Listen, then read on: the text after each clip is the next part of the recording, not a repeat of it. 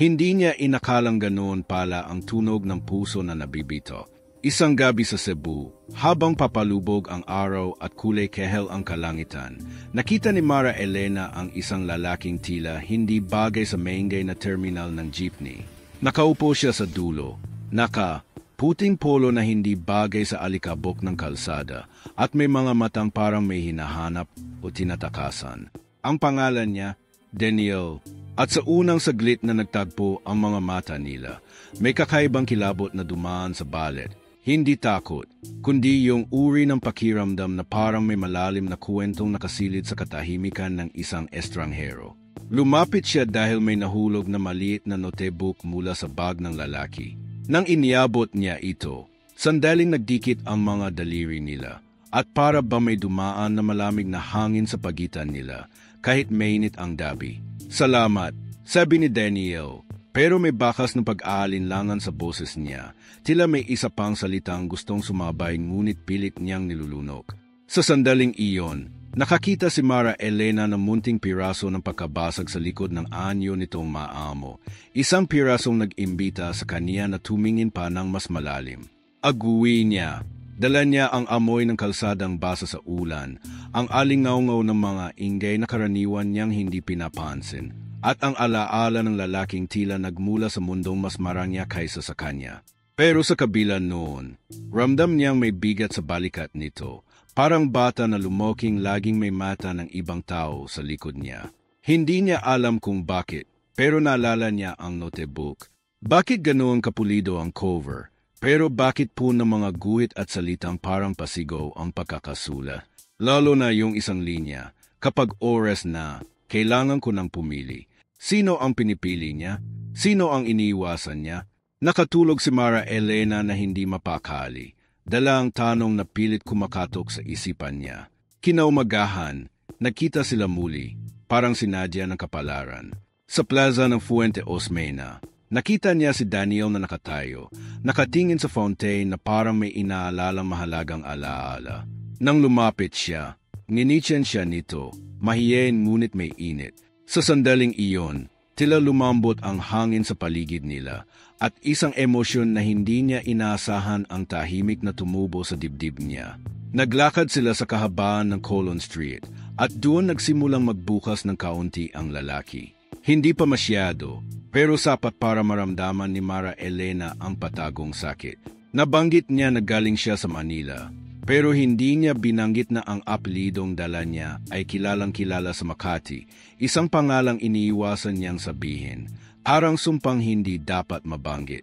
Ngunit minsan, hindi kailangan ng tao ng buong kuwento para maramdaman ang bigat ng katotohanang tinatago. Napansin niya ang paraan ng pag-iwas ni Daniel kapag may nagtatanong tungkol sa pamilya. Napansin din niya ang bahagyang pagninig ng boses nito tuwing kailangan niyang magsinungaling.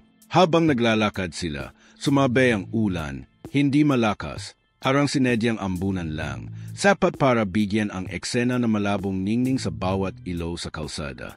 Napatigil sila sa harap ng isang waiting shed. Lahat ay basa, lahat ay kumikilos ng minamadali, pero silang dalawa, tila hindi nagmamadali.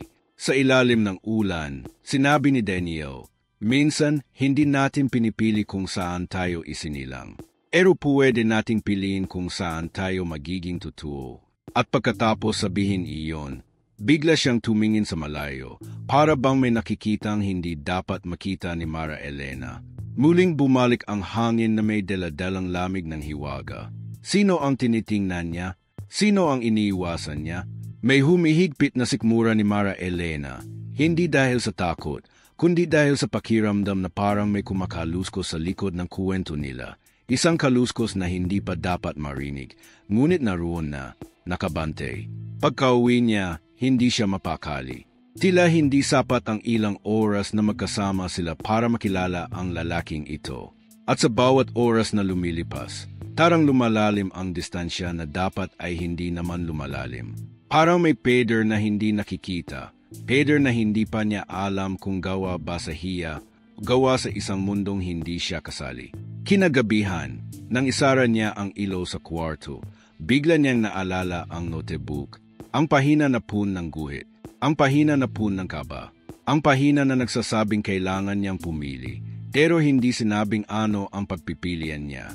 Doon nagsimulang kumabog ng malakas ang dibdib niya. Bakit kailangan mamili?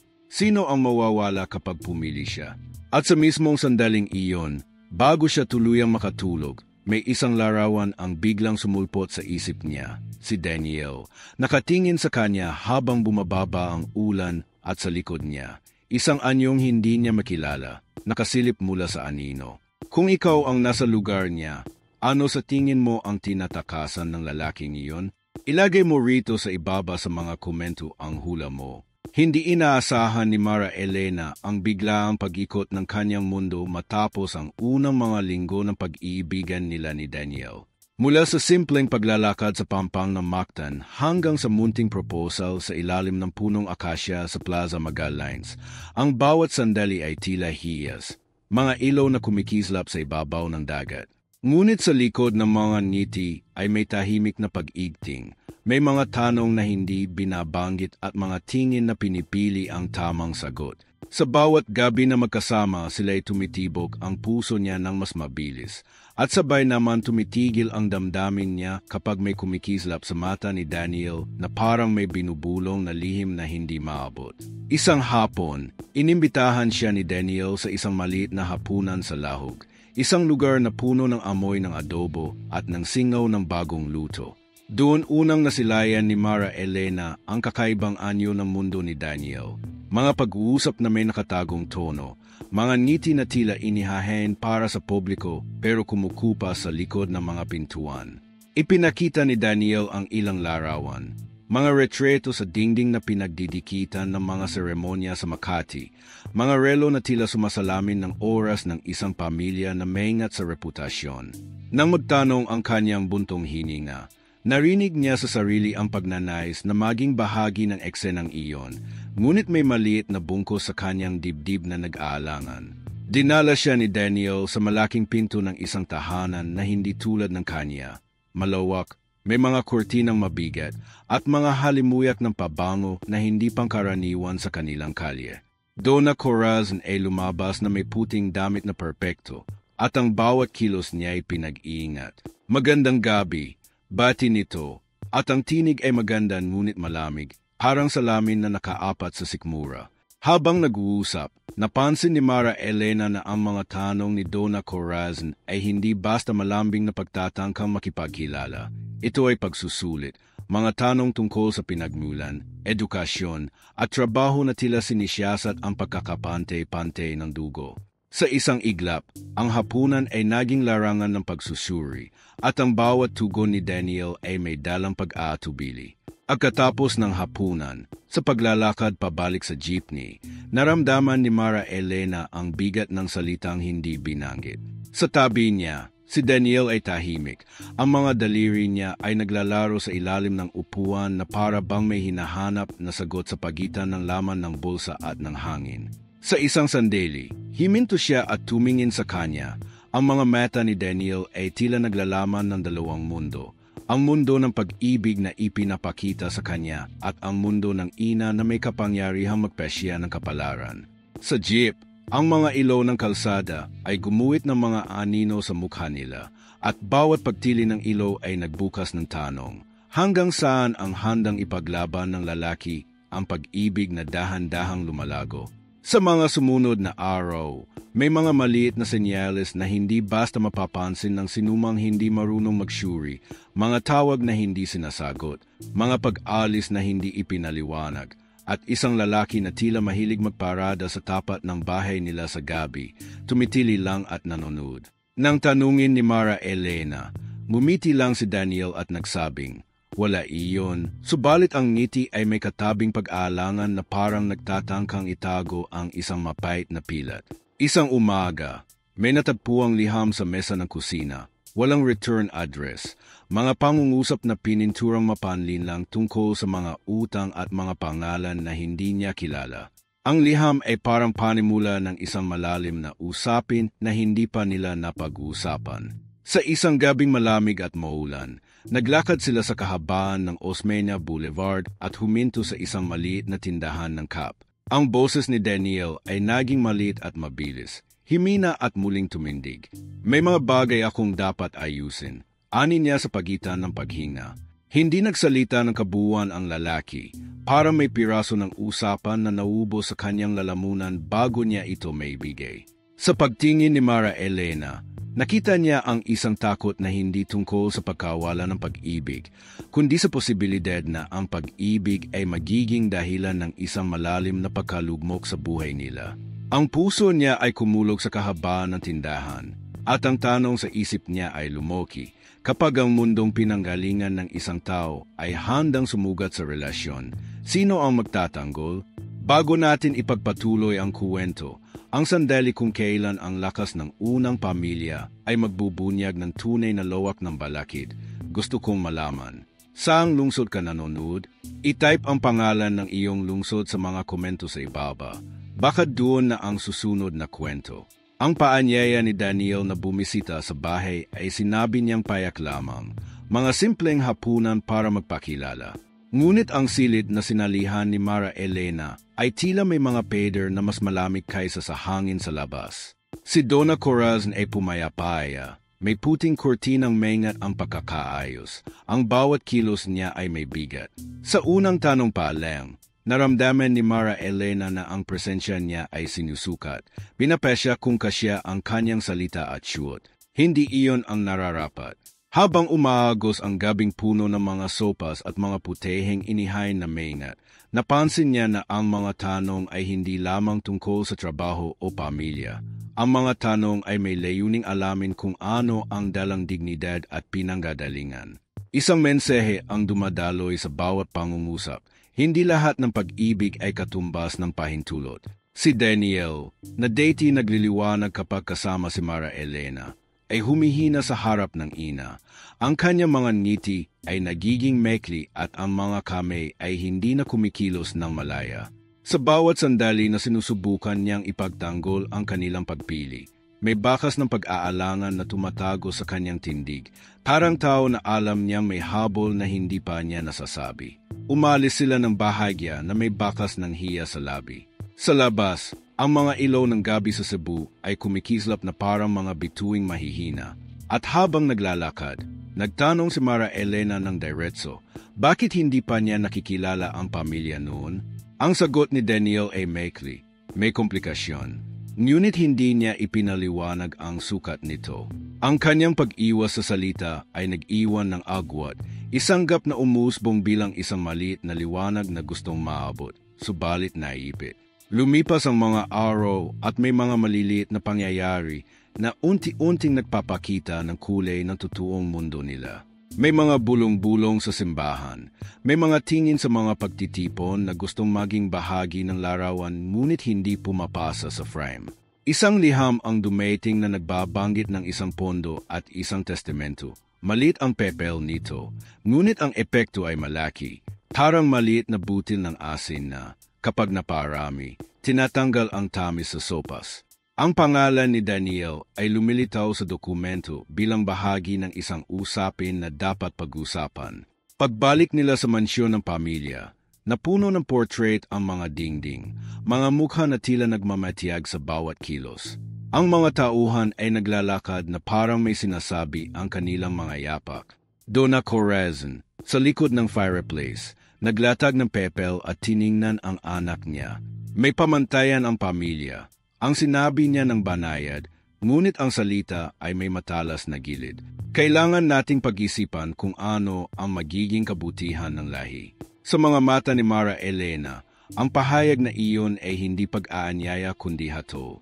Nang lumabas sila, nakita ni Mara Elena ang pagbabago sa tindig ni Daniel. May dala siyang bigat, hindi lang dahil sa pagsasabi ng salita, kundi dahil sa pag-aalangan sa kung anong kalalabasan ang tatama sa kanila. Hindi ko gustong mawala siya.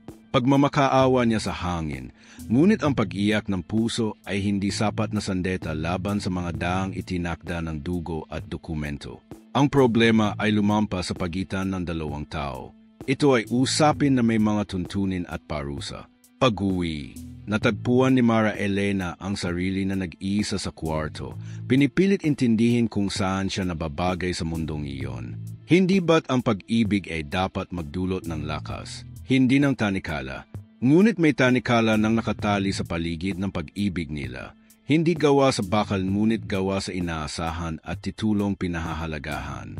Habang iniisip niya ito, may kumatok sa pinto ng kanilang bahay. Isang simpleng sobre lamang ang iniabot sa kanya. Bago niya binuksan, alam niyang ang laman nito ay magiging salamin ng mga pinipiling lihim. Sa loob ng sobre, may larawan na hindi niya inasahan. Si Daniel kasama ang isang babaeng nakapulang damit, magkatabi sa isang lugar na mukhang elegante. Walang teksto, walang paliwanag, tanging mga ngiti sa larawan na nagmumukhang may lihim. Hindi malinaw kung kaibigan o kung higit pa, ngunit sapat ang larawan para magbago ang simula ng kwento sa isip ni Mara Elena. Ang sandaling iyon, nagkaroon ng bagong tanong. Hindi lang ba pamilya ang hadlang, kundi ang mga koneksyon na hindi niya makita? Habang pinipisil niya ang larawan, maririnig mo ang tibok ng kanyang dibdib. Hindi takot, kundi pagkabigla at kalituhan na may halong sakit. Ang tahanan na dati puno ng mga pag-asa ay tila nag-iwan ng bakanteng kwarto para sa mga duda. At sa harap ng bagong katotohanan, lumilitaw ang pangamba.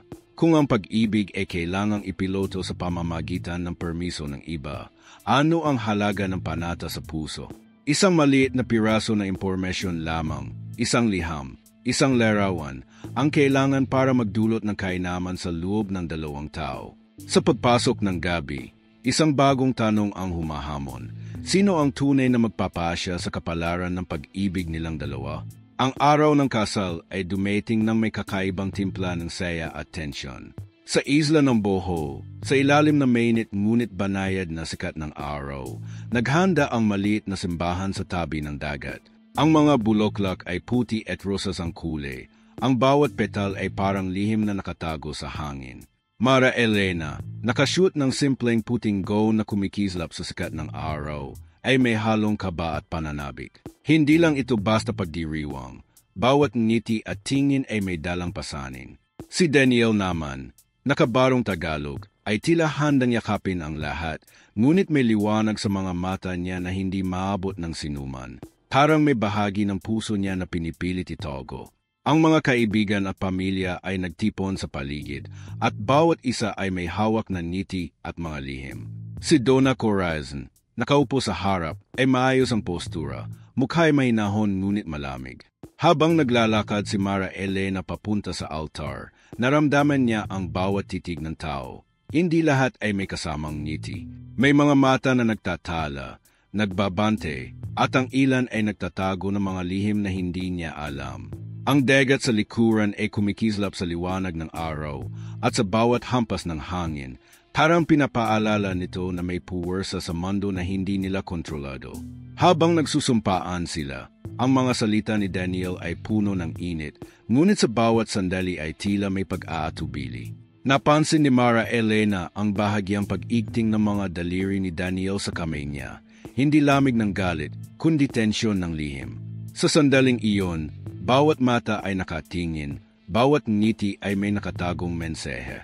At bago matapos ang seremonya, may isang lalaking nakatayo sa gilid, medyo nakalayo, na tila hindi kabilang sa karamihan.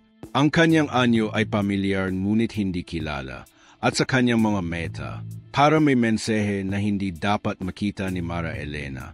Pagkatapos ng kasal, sa maliit na reception sa tabi ng dalampasigan, naramdaman ni Mara Elena ang kakaibang tensyon. Ang mga hapag ay puno ng pagkain at inumin, ngunit ang bawat salita ay may tinatagong timbang. May mga kuwentong lumalapit sa kanya mula sa mga bisita, mga tanong tungkol sa pamilya, at isang lihim na alok na hindi niya inasahan. Daniel ay laging kasama niya, ngunit tila bawat galaw ay sinusubaybayan ng mga anino na nakaraan. Sa bawat pagtawa, may bahagyang pangamba, hindi tungkol sa ngayon, kundi sa kung ano ang darating.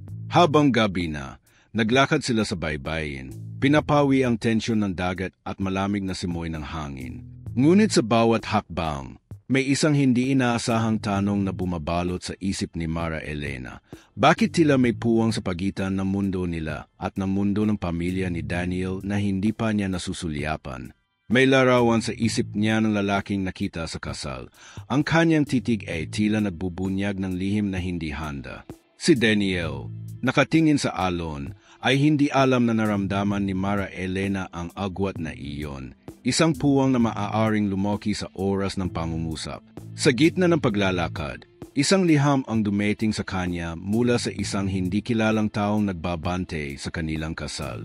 Ang sulat ay puno ng pahiwatig, walang malinaw na pangalan, ngunit sapat upang maramdaman ni Mara Elena ang bigat ng posibilidad na ang lahat ay hindi ayon sa plano. Sa bawat salita, lumalaki ang tanong. May isang puwer sa basamundo na handang sirain ang bagong simula nila ni Daniel, bago pa man ito tuluyang magsimula. Sa huling sandali ng gabing iyon, bago sila bumalik sa kanilang silid, naramdaman ni Mara Elena ang malamig na simoy ng hangin na may halong alingaungaw ng dagat, isang paalala na hindi lahat ng lihim ay nakatago, at ang bawat ngiti ay may kasamang tanong.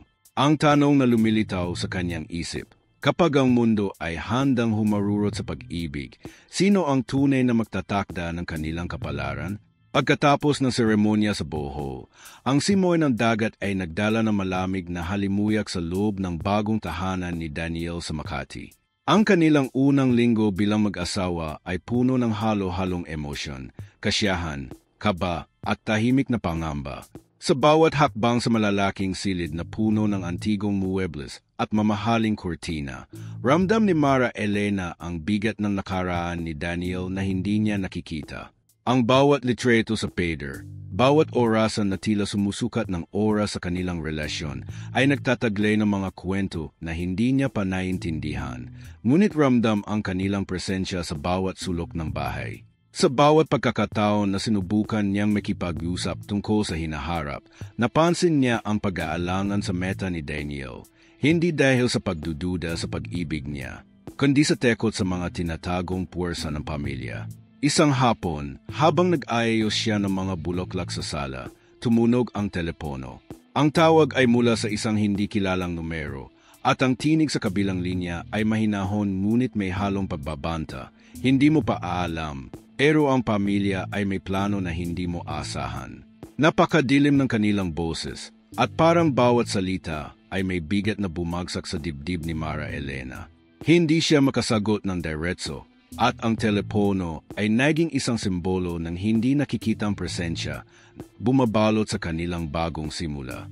Sa isip niya, muling nag-ikot ang tanong, hanggang kailan ang pag-ibig ay sapat para labanan ang mundo ng ibang tao? Sa gabi, habang naglalakad sila sa paligid ng Makati Skyline, naramdaman niya ang kakaibang tensyon sa pagitan nila. Ang mga ilaw sa lungsod ay kumikislap sa kanyang mga meta, ngunit sa kabila ng liwanag, may dilim na sumisilip sa bawat sulok. Si Daniel, sa kanyang tahimik na paraan, ay nakukobli ng lihim sa likod ng kanyang ngiti. At sa bawat hakbang, ang bigat ng nakaraan at ng hinaharap ay nagdudulot ng kakaibang pananabik at takot. Ang mga mata ni Mara Elena ay nakasunod sa bawat kilos ng kanyang asawa. Hinahanap ang palatandaan ng katapatan at katatagan. Ngunit natutukso rin siya ng pangamba. May bagay ba siya na hindi pa nasasabi? Isang gabi, habang nag-uusap sila sa balkonehe, sinabi ni Daniel, may dapat akong ayusin bago tuluyang makapagpasya tayo. Ang kanyang boses ay mababa, ngunit puno ng pag-igting. Ang mga ulap sa langit ay gumuhit ng malalabong hugis sa ilaw ng buwan, at tila bawat anino ay nagbabadya ng hindi nakikitang panganib. Mara Elena ay nanatiling tahimik, ramdam ang bigat sa dibdib niya na tila lumalaki sa bawat sandali. Ang kanilang mga mata ay nagtagpo, at sa isang sandali, pareho nilang naramdaman. May puwersa sa labas ng pagmamahalan nila na hindi basta matitinag. Kinabukasan, natagpuan niya ang isang maliit na sobre sa mesa, walang pangalan, walang perma. Sa loob, may mga dokumento tungkol sa pondo at ari-arian ng pamilya ni Daniel, kasama ang tala ng mga kondisyon at limitasyon na maaaring makaapekto sa kanilang buhay mag-asawa. Ang bawat linya ay parang panginginig ng kamay na hindi niya may paliwanag. Habang binabasa niya ang mga salita, napansin niya ang isang pangalan. Isang taong hindi niya kilala ngunit tila may kapangyarihang baguhin ang lahat. Ang tanong sa isip niya ay lumakas, hanggang saan aabot ang kontrol ng pamilya sa kanilang pag-ibig? Habang nag-iisip siya, napansin niya ang pag-usisa ni Daniel. Ang kanyang mga mata ay punong pag-aalangan at pagod, ngunit may lihim na hindi niya matumbok. Parang may hindi nasasabi na babala sa pagitan nila, at ang bawat ngiti ay may kasamang pahiwatig na dapat marinig ngunit hindi lubos na naunawaan. Ang hangin sa paligid ay malamig, at tila ang bawat hininga ay may dalang paalala. May puwersang nagmamasid sa kanilang relasyon, at may mga desisyon na kailangan nilang harapin bago pa man tuluyang masira ang lahat. Bago matapos ang araw, may kumatok sa pintuan. Isang hindi inaasahang bisita na may dala ng lihim na maaaring baguhin ang takbo ng kanilang buhay.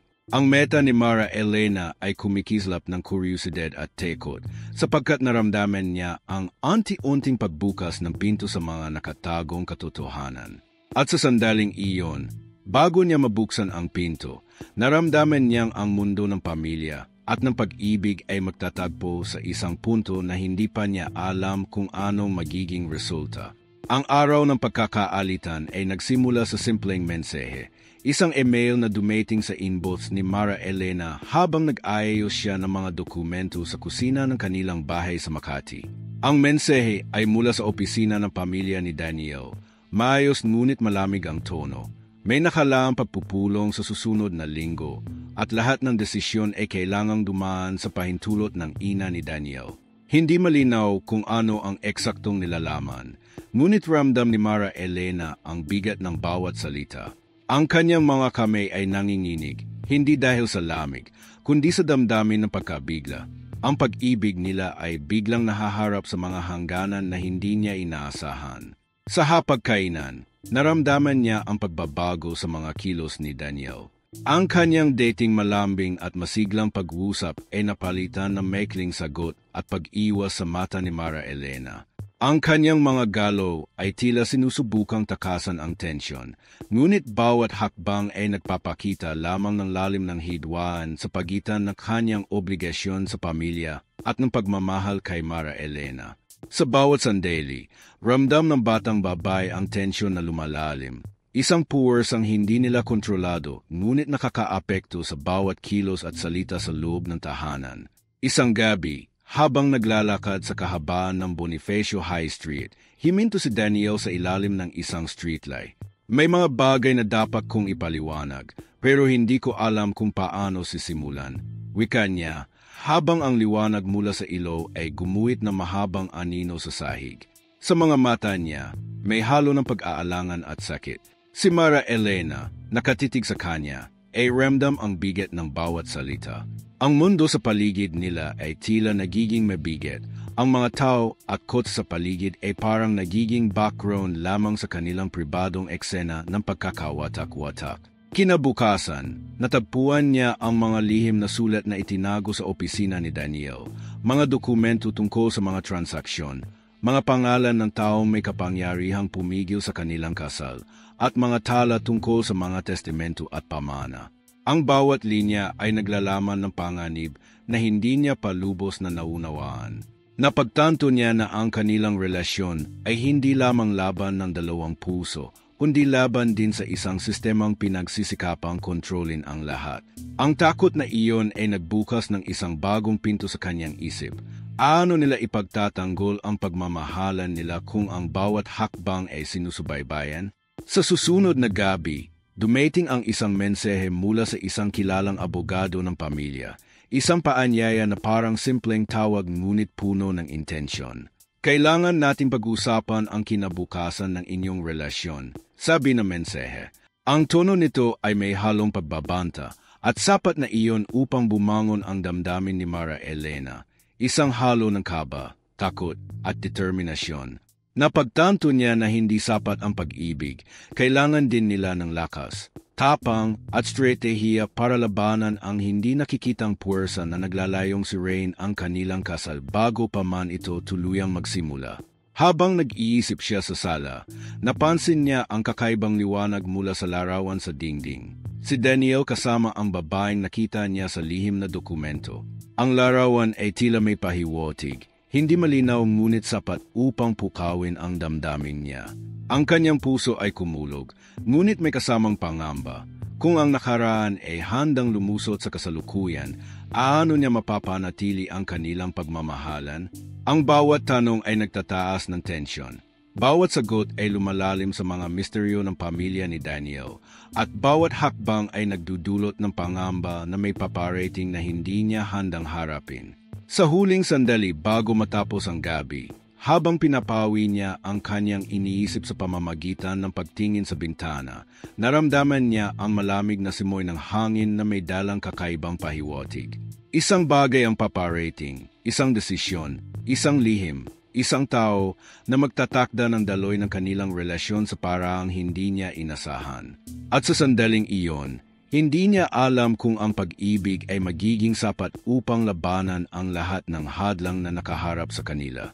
Ang araw ng paglilitis ng katotohanan ay dumating ng tahimik, ngunit puno ng tensyon. Sa isang mansyon sa Makati, si Mara Elena at Daniel ay nagharap sa opisina ni Donna Corazon, ang ina ni Daniel, at sa abogado na may hawak ng dokumento ng pondo at pamana.